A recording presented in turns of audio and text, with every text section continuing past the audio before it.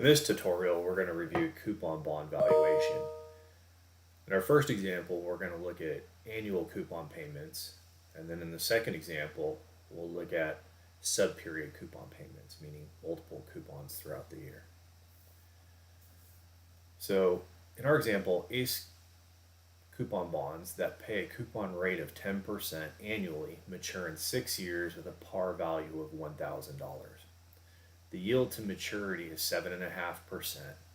What is the price of the bond? So first, we can see that our bond here, or the ACE bond, is paying 10%, but the yield to maturity is 7.5. The way to interpret this yield to maturity is that's the rate in the marketplace, so that if you bought this bond, the bond would pay you 7.5% to maturity. What we need to do first is calculate our coupon payment. So to calculate our coupon payment, we're going to take the par, or the face value of the bond, and multiply it times the coupon rate. So our annual coupon is $100. So what this is telling us is that we're receiving $100 every year for 6 years. And what we can actually do here is model out the cash flows in a slightly different way.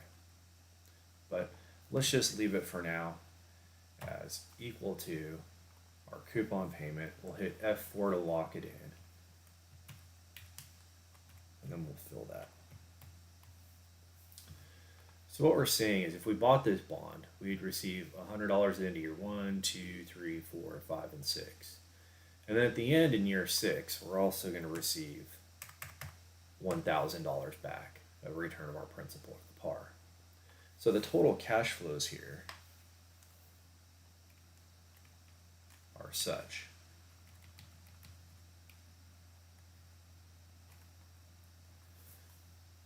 that at the end of year 1, we'll get 100, 2, 3, 4, and then by the time we get to year 6, we're going to get $1,100 back. Now, this is the bond that ACE pays, but if we bought the bond in the marketplace is only paying 7.5%. So we take the par value of the bond and multiply that times the value of the yield to maturity.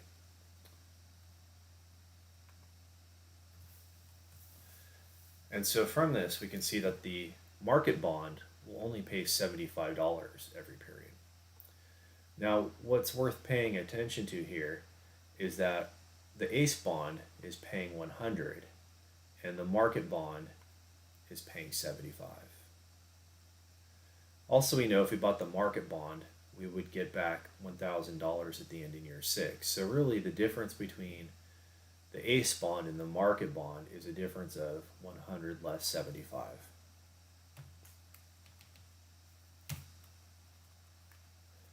So the difference between the two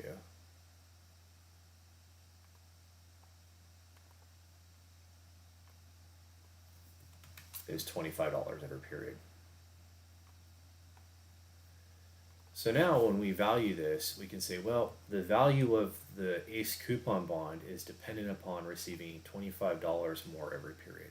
Why this is important is to understand the cash flows at work.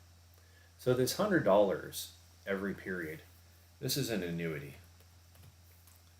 And then the $1,000 is a lump sum. And so the cash flow structure of any bond is an annuity plus a lump sum at the end. And that's why when you look at this formula, the first part here, the CP times this annuity factor, gives you the value of this annuity cash flow stream.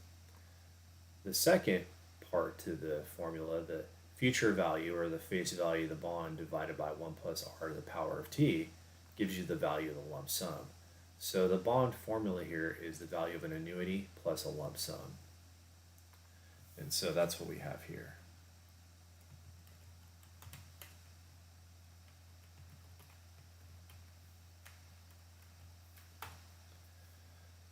And so the difference between the ACE bond and the market bond is an annuity cash flow. All right, so the first way to solve this in Excel is just to use the present value function. So first we want to identify the rate, and the rate here is the yield to maturity or the market rate. The coupon rate is only used to define or to solve for the coupon payment. Next, we need to know the number of periods. That is 6 years. I see that 8 is here, so we'll select 8 and then go back and change it. Is there a payment every period? Yes, there is. How much is that? Well, there is going to be a cash flow of $100. How much do we plan to get in the future? That's the par value, or we can select this amount right here. Either one's fine. And then does the payment occur at the beginning or the end of the period? Well, we know that this is not anything like an annuity due or anything else. The payment is at the end of the period, so we're going to select 0. Now remember, we have to go back here and change this from 8 to 6. All right, so the value of this bond is $1,117.35. Now you may ask yourself, why is this bond selling for more today than $1,000? Well, it's very simple. This bond pays 10% when the market is only paying 7.5%. Hence, we're getting this annuity difference. If we come down here and we do a present value for that annuity, we'll find what the difference is. So we'll have D7, number of periods is D4, our payment is going to be now in B16. Our future value is what we get at the end, so we're going to leave that as 0, and the payment occurs at the end of the period. And so there we go. And so what you'll see is that the annuity difference between the ACE bond and the market bond is a difference of $25 every year for 6 years. The present value of that, or if you had to buy it today, you'd be willing to pay $117.35. Notice above, this bond, the ACE bond, is selling for $1,117.35. So the difference between our bond and the market bond, or the ACE bond and the market bond, is just the annuity difference, because we can say, well, it's equal to this plus the $1,000 of par value, or what we get at the end, and so it's $117.35. So what this is telling you is bonds only differ from their par value due to this annuity cash flow stream that's different than the market. If we know that our bond and the market bond have the same rate, well, that means they're paying the same amount, so the bond must sell at par. If our bond has a rate that's higher than the market, it's going to sell at a premium, in this case, $1,117.35. And if our bond pays less than the market, meaning it pays less cash, then our bond will sell for below the face value or below for par. All right, let's move on to now with subperiods. Renfro coupon bonds that pay semi-annual with a coupon payment or the coupon rate of 10% mature in 8 years with a par value of $1,000. The yield to maturity is 12.5%. What is the price of this bond? So we can see we have a par of 1,000. T here is 8 years. N is 2. Why?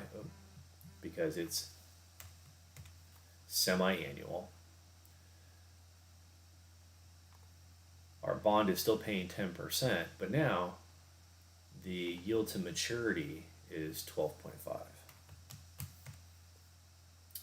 So first we'll solve for our coupon payment. Now our coupon payment is going to be a little different here because notice we have to calculate our coupon payment, but then we have to divide it by n. So we're going to take our par value, we're going to then multiply times the coupon rate, but lastly then we're going to divide by n, which is 2. And so what this is telling us is rather than getting $100 every year, we're getting $50 every 6 months. And because we get that $50 a little bit earlier, this bond is going to be worth a little bit more. However, we can already note that our bond is receiving a coupon of 10%, but the market bond is receiving 12.5%. So that's telling us that we would expect this bond to be selling for less than face or below par value. It's going to be selling at discount. All right, so our coupon payment is going to be equal to the 50.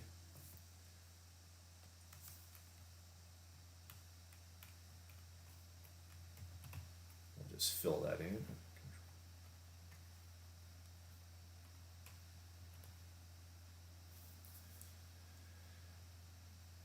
And so our lump sum at the end is going to be the $1,000. So now our stream of cash flows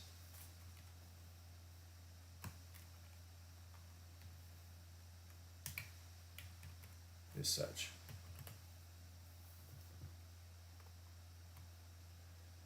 So notice this 1, 2, this is actually 6 months, 1 year, 2, a year and a half, 2 years, but it's our period, right? Again, this bond is paying semi-annually for 8 years. So semi-annual to 8, that means we have a total of 16 periods. All right. So what is the market bond paying? Well, the market bond is paying 12.5%. So what does that cash flow look like? Well, it's going to be the par value of the market bond times the yield to maturity in the marketplace divided by the semi-annual nature of the bond. Lastly, what we want to do is hit F4 on all of these to lock them in. So we can just drop and drag this formula to the side.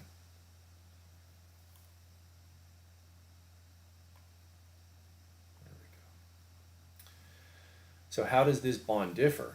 Well, notice our bond is receiving 50, or the Renfro bond is receiving 50, whereas the market is paying 62.5.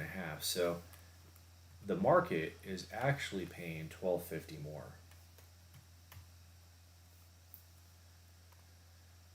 And so for this reason, because our cash flow is at a deficit, our bond should sell for less than face value. So now that we understand this, what we can do first is such. We can simply say is equal to the PV of this cash flow. So we know the market rate is 12.5, which is in D25. Our number of periods, oh, I need to back up though. I forgot to tell you. Notice here, R is divided by N and T is multiplied by N. So we have to take D25 and then divide by N to replicate this R divided by N in the formula. Next, our number of periods is T times N.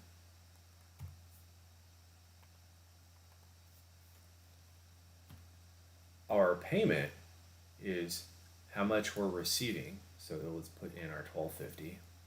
The future value is going to be 0, and we're receiving 0 at the end of the period. Now again, you may be wondering, what are we doing here? What I want to show you is we can actually just solve for the difference in the cash flow and find out what the bond is worth. So we're kind of working in reverse here. Okay.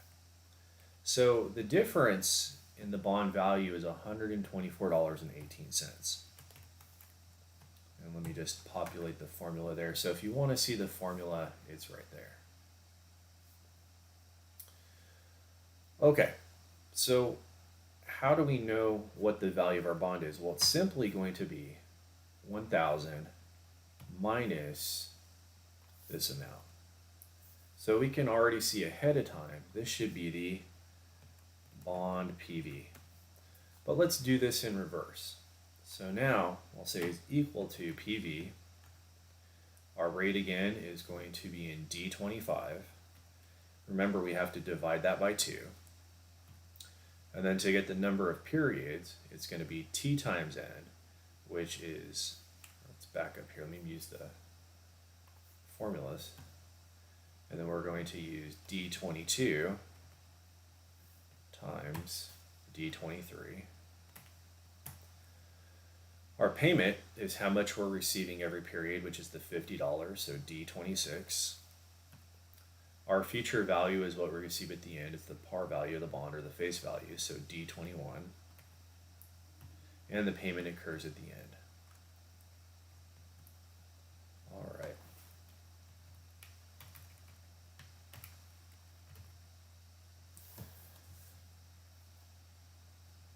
So let's move these around.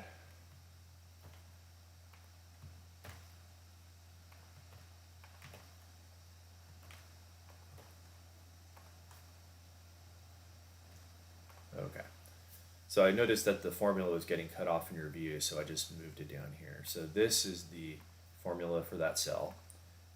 This formula is associated with that cell in R34, and this formula is associated with the formula in R36. So this bond is going to be worth $875.82.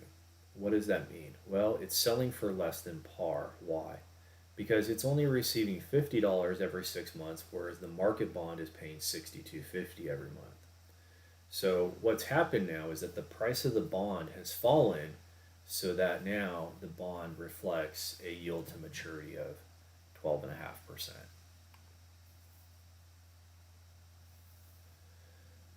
So I hope that makes sense for everybody. If you need to review this video one more time, remember the value of a coupon bond is just due to the difference in the annuity cash flow of the bond that you're looking at relative to the market rate, or what the yield to maturity is in the market rate.